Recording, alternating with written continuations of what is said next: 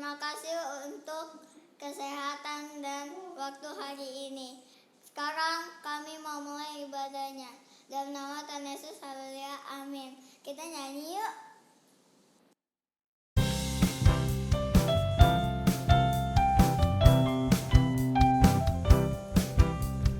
Tanda paku di kaki dan tangan, tanda cinta, tanda cinta.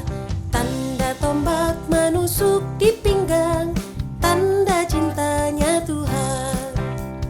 Itu semua Tuhan sudah terima untuk tebus dosa manusia. Selamatlah orang yang tak melihat tapi percaya juga. Tanda paku di kaki dan tangan, tanda cinta, tanda cinta. Tanda tombak menusuk di pinggang, tanda cintanya Tuhan. Itu semua Tuhan sudah terima untuk tebus dosa manusia. Selamatlah orang yang tak melihat tapi percaya juga.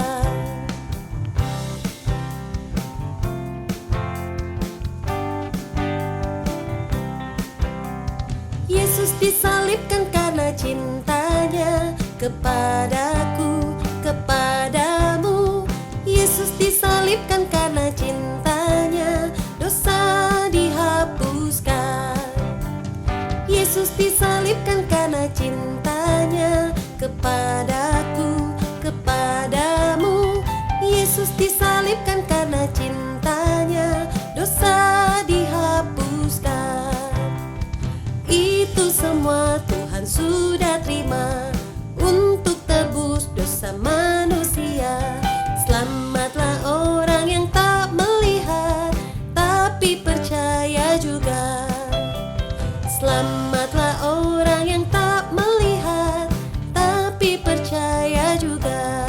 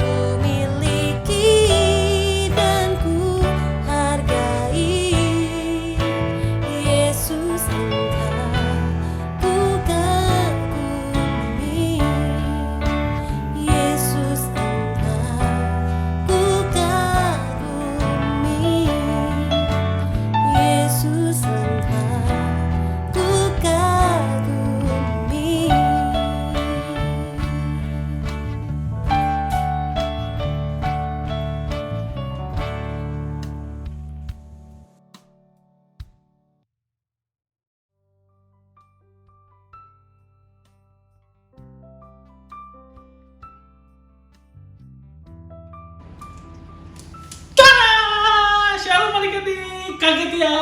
Apa kabar? Selamat pagi. Ketemu lagi dengan Kofrans di sini. Dan coba Kofrans tanya dulu. Udah mandi belum? Hah? Belum? Waduh, ayo mandi dulu dong. Tunggu, kebaktian dulu harusnya. Mandi dulu tadi. Oke, yang udah mandi siapa? Angkat tangan. Kofrans dong, sudah mandi. Yang belum mandi? Aduh, udah sikat gigi belum? Belum ya? Sikat gigi dulu. Oke, yuk kita hari ini Kofrans akan bercerita tentang pengorbanan Tuhan Yesus. Judulnya adalah The Passion of the Christ. Tapi sebelum kita mulai firman Tuhan, kita berdoa dulu yuk. Adik-adik ikutin ya, berdoa di rumah ya. Tuhan Yesus, terima kasih untuk hari ini. Kalau kami masih diberi kesehatan, kami masih diberi kekuatan untuk kami boleh mendengarkan firman Tuhan. Dan hari ini kami mau belajar tentang firman Tuhan kalau Tuhan Yesus sudah berkorban bagi kami. Terima kasih Tuhan, Engkau yang pimpin firman ini dari awal sampai akhirnya dan kami boleh mendengarkan dengan baik. Di dalam nama Tuhan Yesus Kristus kami berdoa dan bersyukur. Amin. Oke. Hari ini Kofrans akan cerita nih. Tuhan Yesus di kayu salib. Nah, tapi sebelum sampai Tuhan Yesus di kayu salib ini ada cerita yang sangat panjang, sangat menyedihkan, sangat serem. Kenapa serem? Karena Tuhan Yesus disiksa. Sebelum sampai Tuhan Yesus di kayu salib, Tuhan Yesus harus mengalami berbagai macam penyiksaan. Tujuannya apa sih Tuhan Yesus di kayu salib? Ada yang tahu? Hah? Gak kedengeran suaranya. Ayo kencangkan lagi apa? Oh, iya, betul. Tuhan Yesus mau mengampuni dosa kita. Seperti kita sudah belajar di bulan lalu tentang pengampunan. Nah, ini Tuhan Yesus sudah melakukannya terlebih dahulu buat kita. Tuhan Yesus sudah mati di kayu salib untuk menebus dosa kita semua. Oke, nah sekarang Kofrans akan ceritain bagaimana perjalanan Tuhan Yesus dari Taman Getsemani pada saat dia ditangkap. Setelah ditangkap, Tuhan Yesus diadili. Tuhan Yesus harus dicambuk. Tuhan Yesus harus dipakai apa? Betul, mahkota duri. Betul, pintar sekali adik-adik. Berapa kali Tuhan Yesus dicambuk? Ada yang tahu? Berapa? Nggak boleh kurang. Salah itu Nawar. Berapa? Ya, 39 kurang 1 kali. Aduh, Tuhan Yesus kok banyak banget dicambuknya. Sakit gak ya? Sakit. Ada yang pernah dicambuk? Belum pernah ya. Di sini nggak ada yang pernah dicambuk. Tuhan Yesus udah dicambuk. Dan Tuhan Yesus satu badannya tuh, dia berdarah-darah semua. Tuh, Tuhan Yesus berdarah semua. Sakit gak? Aduh, pasti sakit. Siapa yang pernah berdarah? Kofrans pernah loh berdarah. Dan itu rasanya sakit banget. Langsung bilang ke maminya pasti, aduh berdarah nih. Pakein Hansaplast, pakein obat merah. Kalau berdarah sedikit, bagaimana dengan Tuhan Yesus? Satu badannya dicambuk berdarah semua. Dari ujung kepala sampai kaki, semua penuh dengan darah. Dan Tuhan Yesus melakukan semua itu karena Tuhan Yesus mengasihi kita. Karena Tuhan Yesus cinta banget sama adik-adik, cinta banget sama Kofrans, cinta sama semua manusia yang ada di dunia ini. Apa buktinya? Yuk kita buka firman Tuhan ya. Adik-adik pasti sudah hafal firman Tuhannya. Firman Tuhannya akan diambil dari Yohanes 3 ayat 16. Siapa yang sudah ketemu? Yang sudah ketemu bilang amin. Ya betul. Oke, kita baca sama-sama ya. Yohanes 3 ayat 16. Karena begitu besar kasih Allah akan dunia ini, sehingga ia telah mengaruniakan anaknya yang tunggal, supaya setiap orang yang percaya kepadanya tidak binasa, melainkan beroleh hidup yang kekal. Firman Tuhan dengan jelas bilang, Tuhan Yesus begitu mengasihi dunia ini. Tadinya di mana Tuhan Yesus? Ada yang tahu nggak? Tuhan Yesus itu tinggalnya tadi di sorga. Di sorga itu enak gak? Enak banget. Semuanya tersedia. Suasananya pasti penuh pujian, penuh kedamaian. Tapi Tuhan Yesus rela turun ke dunia, mati mati di kayu salib untuk menebus dosa adik-adik, untuk menebus dosanya Conference. Dan itulah bukti pengorbanan Tuhan Yesus. Tuhan Yesus harus mengalami yang namanya penyiksaan, yang namanya dicambuk, yang namanya dipakai mahkota duri. Tangannya nih dipaku. Ada yang pernah dipaku? Wah, pasti sakit. Kakinya dipaku. Dan yang paling parah, belakangnya pas terakhir, lambung, perutnya Tuhan Yesus yang gendut. Enggak, Conference yang gendut. Ups. Tuhan Yesus tuh langsing, tapi perutnya ditusuk pakai apa? Ya betul, ditusuk pakai tombak. Sakit gak? Sakit, pasti sakit. Akhirnya Tuhan Yesus sampai mati, digantung di kayu salib. Salib ini lambang penghinaan pada zaman itu, dan Tuhan Yesus mau mengambil itu semua karena Tuhan Yesus mengasihi adik-adik. Tuhan Yesus mengasihi kita semua umat manusia. Oleh karena itu, Tuhan Yesus sudah begitu berkorban untuk kita. Jadi jangan sia-siakan ya pengorbanan Tuhan Yesus. Yuk, jangan lagi kita berbuat dosa. Yang tadi mencuri, siapa yang pernah mencuri? Jangan mencuri lagi. Yang tadi berbohong, yang suka bohong sama papa mamanya, sama papi maminya, boleh nggak bohong lagi? Tidak boleh. Yang suka melawan orang tua, boleh nggak melawan orang tua? Nggak boleh. Nah, yang suka nyontek, siapa yang suka nyontek? Nggak boleh nyontek ya. Jangan melukai, jangan menyalibkan Tuhan Yesus untuk yang kedua kali.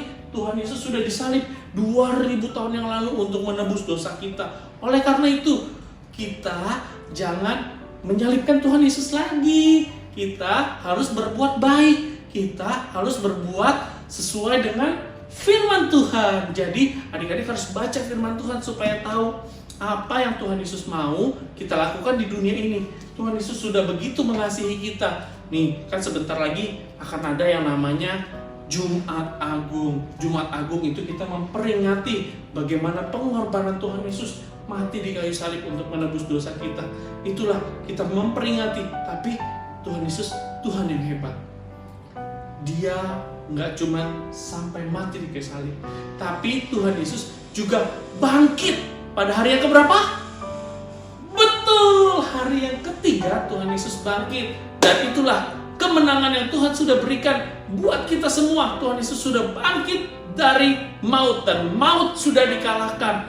Dan Tuhan Yesus memberikan kemenangan itu buat kita semua. Siapa yang sudah menang? Kita sudah menang. Oleh karena itu kita tidak perlu takut lagi, kita tidak perlu khawatir lagi, kita tidak perlu bimbang lagi, dan semuanya Tuhan Yesus sudah tanggung di atas kayu salib.